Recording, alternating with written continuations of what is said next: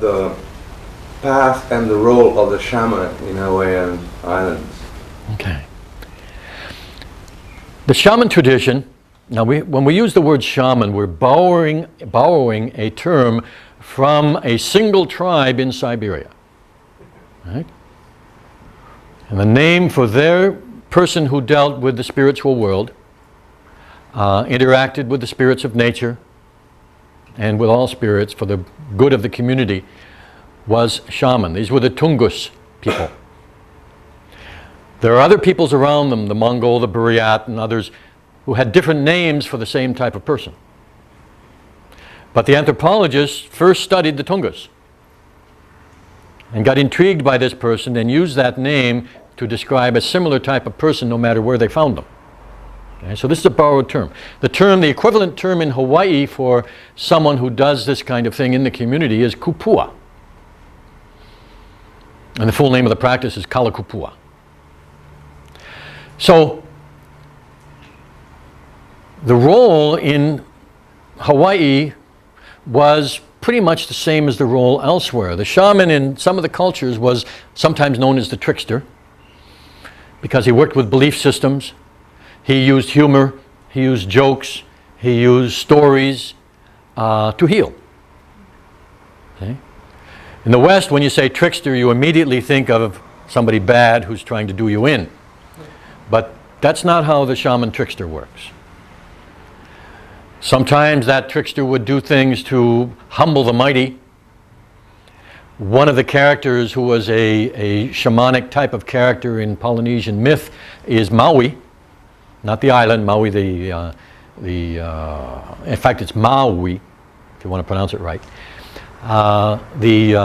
Sometimes called Maui the hero, Maui the demigod, Maui the magician, Maui the trickster, Maui the shaman, because the same translation for all of those words is kupua. So these were people who went into the inner world, went on journeys to bring back useful things for society. Maui in various places is credited with bringing the secret of fire to people, to help them stand up, to find islands, the secret of cultivation, how to make rope, all these kinds of important cultural and social skills are attributed here, as in other cultures, to the work of the shaman, who went and visited the gods or the spirits and maybe tricked them into giving him the knowledge so he could share it with people. Okay? The healing role is one of healing primarily, with the shamanic healing, primarily healing through the mind, through beliefs. There were many types of healers, and they all borrowed from each other as far as technique went. But the three main traditions of healings were from the priesthood, who specialized in the body work, from the it's like I call them the technicians. They're translated as a priesthood, but primarily the order of Lono, who did their healing, principally herbal healing was their principal one, and surgery. And then finally the shamans who did it, they were more the psychiatrists, psychotherapists, if you like, of the healing, only with that spiritual part added. And like I say, they borrowed from each other, so you're not going to be able to find a clean line between any one of them, but it's where the emphasis lay. Okay? So the people who did massage would involve the mind to assist the massage. The people who did the herbs might involve massage and the mind to assist the work of the herbs. And the shamans might use massage and herbs to assist the mental changes. That kind of thing. But their principal role was as healers of various kinds. But they were also very independent and non-hierarchical, like shamans all around the world. They did not have a priestly hierarchy. They did not acknowledge any kind of hierarchy. There was no boss shaman.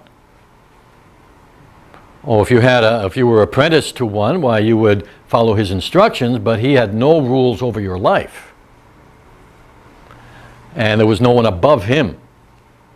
And when you graduated, let's say, there was no one above you. Okay? So one of the things that they had was a kind of role that they kind of played, was a role of reminding people of freedom. It made them unpopular sometimes, you can imagine. But they played that kind of role too. That got them sometimes into a lot of trouble.